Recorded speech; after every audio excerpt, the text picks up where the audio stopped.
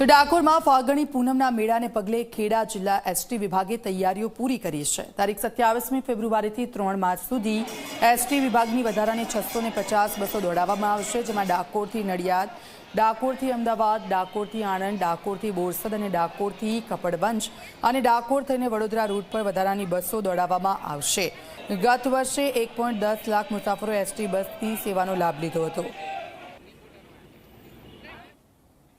दर वर्षनी GeM ST विभाग द्वारा तारीख 27/2 થી લઈ તારીખ 3/3/2026 સુધી ડાકોર મેળા અંગે એસટી બસનું સંચાલન અમે આયોજન કરી લીધેલ છે।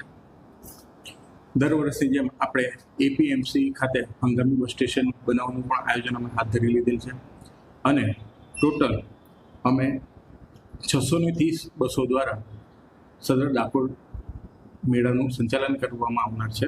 એની અંદર મુખ્યત્વે રૂટની વાત કરીએ તો ડાકોર અમદાવાદ, ડાકોર નડિયાદ, ડાકોરથી આણંદ, બોરસદ, બરોડા તેમજ લાસ્ટ યરની અંદર અમે એક નવી પેટર્ન જે મુસાફરોની હતી એ હવે નોંધી છે। એની અંદર ડાકોરથી આપણા કપડવંજ અને કઠલાલ માટે પણ યાત્રિકો ઘણી મોટી સંખ્યામાં જોવા મળ્યા હતા, જેના માટે પણ અમે 50 થી 65 બસોનું પણ અલાયદું આયોજન કરેલ છે।